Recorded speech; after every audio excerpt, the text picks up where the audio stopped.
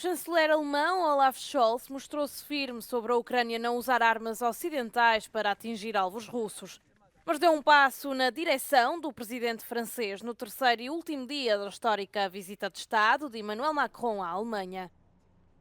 Ambos os líderes colocaram de lado as divergências na terça-feira e comprometeram-se sobre o tema divisivo de defesa da União Europeia.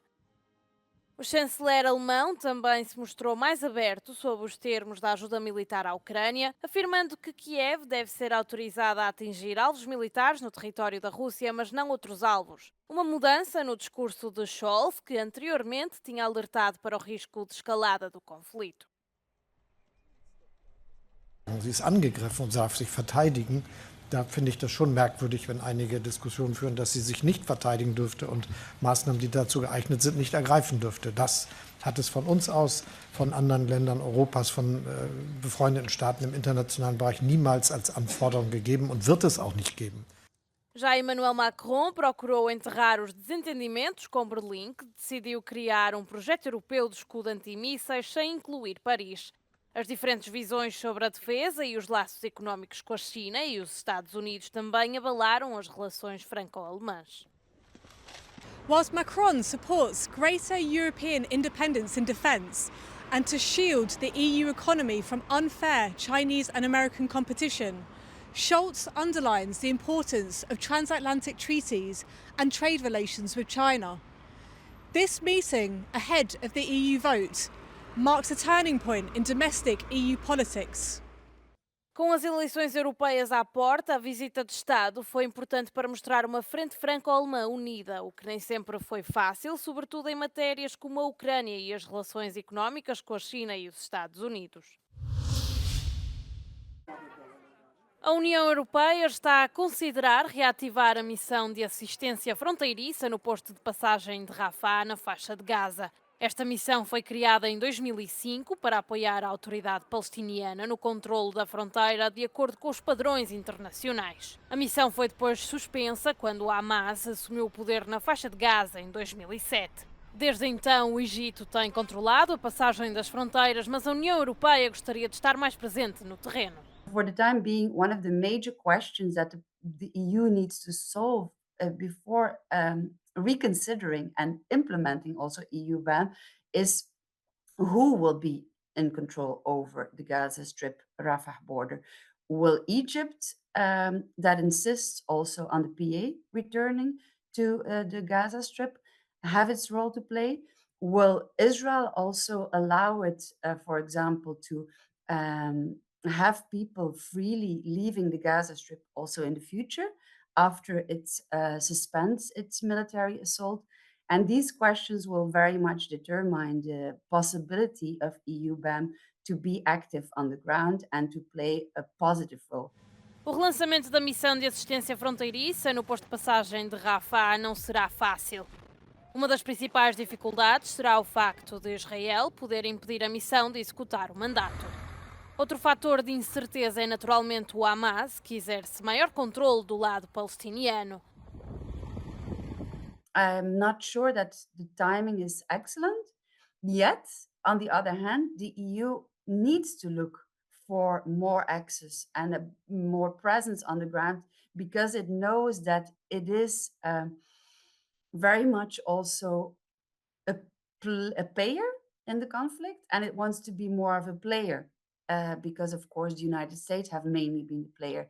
And in that sense, it is looking for a constructive role. Agora que os ministros da União Europeia deram luz verde, os grupos de trabalho em Bruxelas estão a discutir o que é preciso fazer exatamente para voltar a implementar a missão de assistência fronteiriça em Rafah.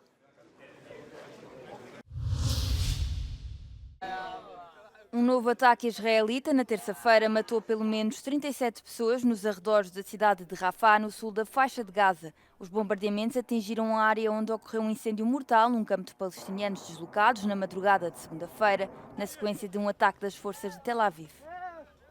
A Casa Branca condenou a morte de dezenas de civis nos ataques contra Rafah, mas salientou que estes não constituem uma grande operação terrestre que ultrapassa as linhas vermelhas dos Estados Unidos. Já o presidente francês, Emmanuel Macron, disse numa conferência de imprensa durante a sua visita à Alemanha que está pronto para reconhecer o Estado palestiniano, mas que isso tem de acontecer no momento útil. Je considère que cette reconnaissance doit arriver à un moment utile, c'est-à-dire à un moment où elle s'inscrit dans un processus où les États de la région et Israël se sont engagés et qui permet, sur la base aussi d'une réforme de l'autorité palestinienne, de produire un résultat utile. Je ne ferai pas une reconnaissance d'émotion, si je puis dire. Quase 1 milhão de pessoas conseguiu fugir de Rafah desde a incursão terrestre lançada contra a cidade no início de maio. A maioria destas pessoas eram palestinianos deslocados que tinham procurado abrigo na cidade do sul da faixa de Gaza. As projeções da supersondagem Euronews sobre o próximo Parlamento Europeu mostram uma crescente fluidez política entre partidos e alianças. Alguns dos atuais grupos dificilmente poderão sobreviver tal como estão. Poderão formar-se novas famílias políticas de acordo com as novas conveniências e orientações dos eleitores, tanto à esquerda como à direita. Nestas eleições é esperado um forte crescimento das forças conservadoras. Mas à esquerda poderá surgir um novo grupo de nacionalistas capaz de roubar lugares a 3 dos atuais grupos: os socialistas e democratas, a esquerda e os não inscritos. A líder desta vaga populista de esquerda é a alemã Sarah Wagenknecht, uma dissidente do Die Linke que em janeiro deste ano criou o próprio partido. We need to make sure we're focused on our workers first. We need to make sure we're focused on making sure that people have livable wages and such like that. And in doing so, there's, well, how do we make sure that this gets done? Sarah Wagenknecht parece ter como alvo os eleitores de extrema-direita. A campanha tem sido feita à volta de mensagens como acabar com a guerra na Ucrânia, falar com a Rússia, pôr fim à migração, ao Acordo Verde e ao descontentamento social da classe média e trabalhadora. Os potenciais aliados da Wagenknecht poderão ser os populistas eslovacos de centro-esquerda do primeiro-ministro Robert Fico. O partido eurocético de Fico, o Smer, foi suspenso pelos socialistas e democratas e é atualmente membro dos não inscritos. 23 eurodeputados de 7 países é o mínimo exigido pelo Parlamento Europeu para a formação de um grupo. Segundo os analistas do Centro de Sondagens Euronews, os números das projeções cumprem este critério. Outros movimentos de toda a União Europeia poderão seguir a experiência de Wagenknecht. Casos de França, Bulgária, Portugal, Grécia ou os países bálticos, onde as minorias russas têm os próprios partidos. Só as negociações pós-eleitorais dirão se a nova esquerda populista terá votos suficientes para se tornar uma nova família política em Estrasburgo e Bruxelas. Um antigo chefe da agência de espionagem holandesa e do gabinete antiterrorismo foi apontado como o novo primeiro-ministro dos Países Baixos. Dick Schoof, de 67 anos, vai liderar uma coligação dominada pelo Partido da Liberdade de Geert Wilders, de direita radical. A coligação é também composta pelo VVD, de centro-direita, pelo centrista Novo Contrato Social e pelo movimento dos agricultores cidadãos.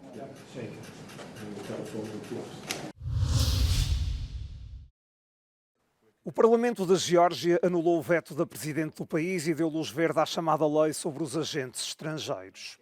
O sonho georgiano, força política no poder, aliou-se ao Partido Democrático da Geórgia para passar a legislação.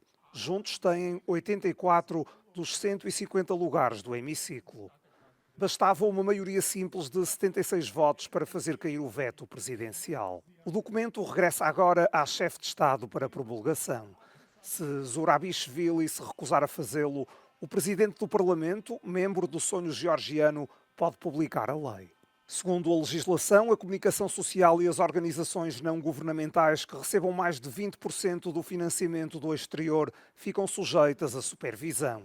Poderão ser incluídas sanções por infrações penais ainda não definidas. Os críticos lembram que o Partido Sonho Georgiano foi fundado por um magnata da Geórgia próximo da Rússia.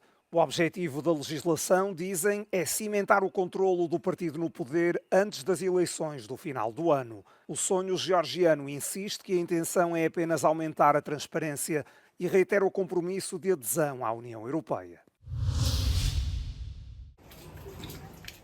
Os habitantes do norte da Arménia começam a avaliar a destruição causada pelas mais fortes inundações das últimas décadas. Várias cidades ficaram isoladas na sequência do desmoronamento de pontes e da inundação de autoestradas. De acordo com uma mensagem publicada no Telegram, a Rússia irá enviar tropas para ajudar a combater as inundações. Pelo menos 4 pessoas morreram em consequência das inundações dos últimos dias e mais de 269 pessoas foram obrigadas a sair de suas casas.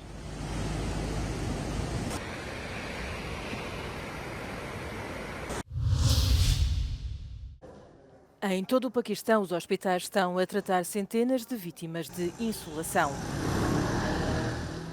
Numa altura em que o país está a sofrer uma vaga de calor, na segunda-feira, em algumas zonas, as temperaturas ultrapassaram os 50 graus Celsius, o que levou muitas pessoas a refrescarem-se nos rios. Campos de voluntários também surgiram em toda a região para fornecer aos residentes água fresca e um lugar para descansar. Prevê-se que a vaga de calor se prolongue pelo menos por mais alguns dias.